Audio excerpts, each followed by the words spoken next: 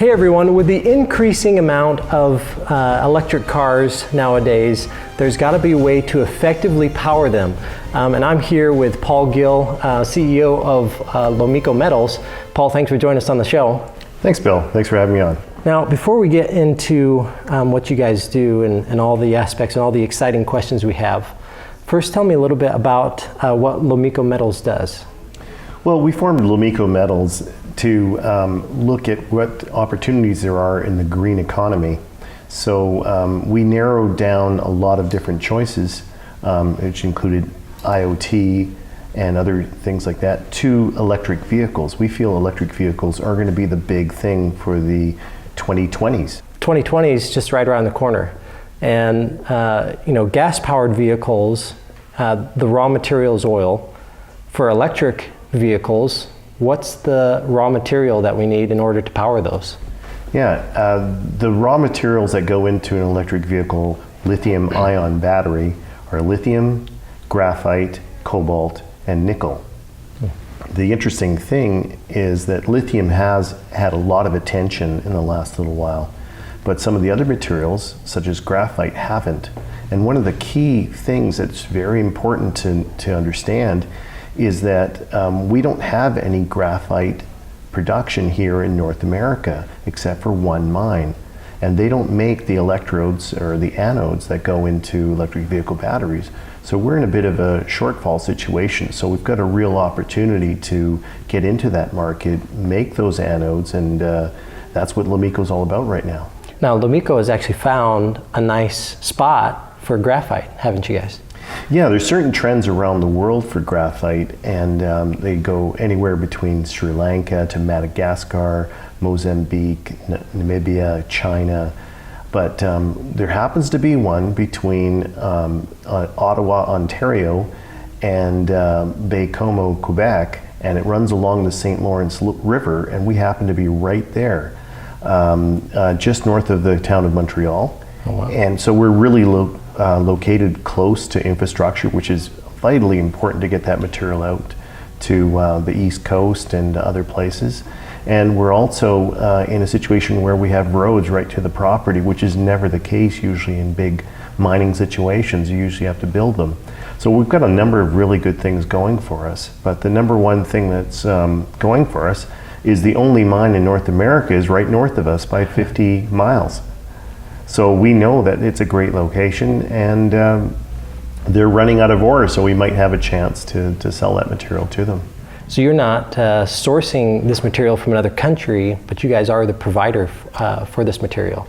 Yeah, I think the key value add here for this particular material is that you can take the material out of the ground as carbon graphite, convert it to spherical graphite, and put it into a form called a graphite anode.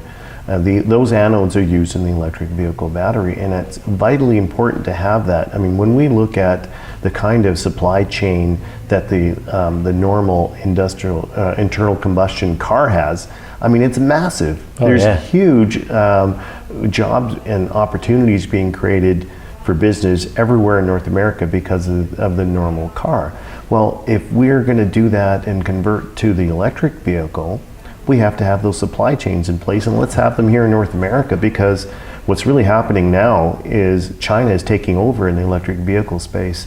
They've got 50 factories ready to go right now to build lithium-ion batteries. We don't have more than a handful here, and that's including the big one that Tesla built in Nevada. Oh, wow. So if we're going to take part in this electric vehicle revolution, and I think that's really what it is, it's an electric vehicle revolution, we need to be on top of where the supply of materials comes from. So it's not just about technology, it's all about the value in the supply chain, and I think we can create that through our company. You know, we have a lot of geeks on our show that watch that are car geeks, are tech geeks, but sometimes we don't understand what's going on behind the scenes. We don't understand that in order for an electric car to run, we need graphite. And you guys also take that and you take it and you turn it into graphene, is that correct? Yes. Yeah, we can convert it to graphene, which is incredible material. I mean, that's a real cutting edge material. The scientist that discovered how to synthesize graphene won the Nobel Prize in 2010. So they have a really, scientists in the world today have a really high opinion. In fact, I think the last count, there was 15,000 patents related to the use of graphene. So this is a material that's super conductive at room temperatures. It's flexible, pliable, and has heat resistivity. So it's going to have a lot of inroads. In fact, I just tried out the Chrome Soft graphene core golf ball recently. Really? So I don't know if it worked for me. I ended up in the sand a lot, but it seemed like it did fly pretty true. And those are things to think about. That's one application. Tennis rackets, anywhere carbon fiber is used is the first sort of inroad. So we think there's a big routine, but it all starts with the material. You have to have graphite to make that material and make it economically on a large scale. So there's benefits to the electronic car industry, but then also, by changing it into graphene, there's a lot of different possibilities that you can go into. And graphene is pretty strong too, isn't it?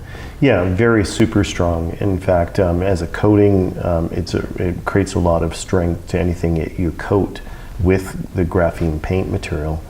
But what's really interesting is that now with the new advent of additive manufacturing using 3D printing, you can actually make materials and using this conductive material as a conductor and replace copper wires. Oh wow! So imagine that. You're basically making.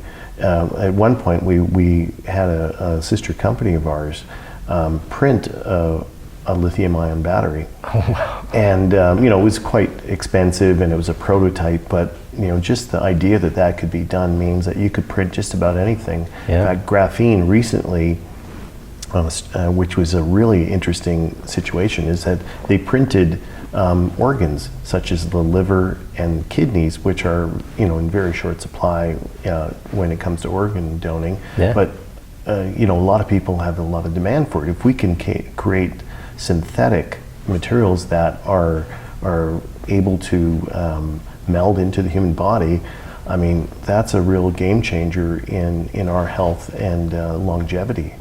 That's amazing. And 10 years down from the line from here, I imagine things are going to be a lot different. Like you said, we're going to be printing different objects with the material, but I imagine also with the rise of electronic cars, you're going to be the company that we need to go to in order to keep our cars running.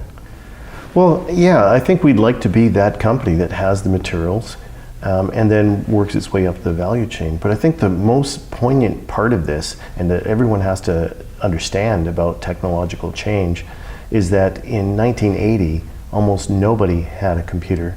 By 1990, everyone had one. Yeah.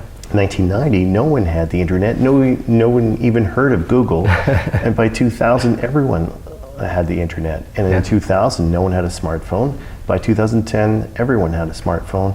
2010, no one had social media, and hey, we're going out on social media right now. We're buying stuff on social media. So things change, but you have to be watching for them and look for those fantastic changes that are coming to our society, as not just to participate as a consumer, but participate as an investor. That's what we're looking to do. Is the last company I was involved in the 1980s sold a big copper project. But we made 9,000% return on that project. And I think that if people who are interested in the future are really looking at what's going to happen next, look at what we're doing and what's happening, electric vehicles, they'll see that we have the opportunity to really create a lot of wealth. And I think that's really important. That's amazing. And our viewers or anybody who watches this video, if they want to get involved, if they want to become an investor, what's the best way to connect with Lomiko Metals? What's the best way to connect with you, to have some questions answered? What's the best way to learn more and to get involved? Yeah, we have a website called lomiko.com, Lomiko.com. We have an email, info@lomiko.com, and our stock symbol, we're traded on the OTCQB, is LMRMF, and in Canada it's LMR. So there's a number of ways to investigate and thoroughly do some research on this company. We have a really good research section of our website, which has videos and articles on the material, and we really can't be more encouraging to people than we are now. We're out here, we're talking to you down here in Utah, and next it's Arizona, and possibly we have a representative going to New York. We're really trying to get out there and talk about this opportunity, because when you see an opportunity like this that is out there, in applying your knowledge and your money to make wealth in a whole new industry and really change the world, this is the way to do it. That's amazing. And this is very exciting too. Yeah. And this is really going to change things, and it's an exciting time to be involved in it.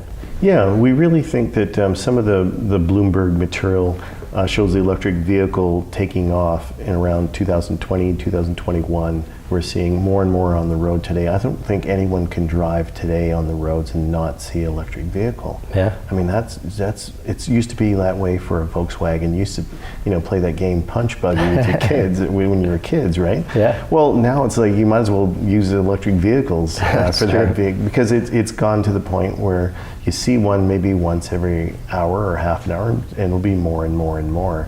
But also think about the gas prices right now. I mean, we're having a crisis up in our location, Vancouver, Canada, where gas prices are almost $5 a gallon. Now, that's getting untenable, and so almost everyone is going to be looking at switching simply because it's economically feasible.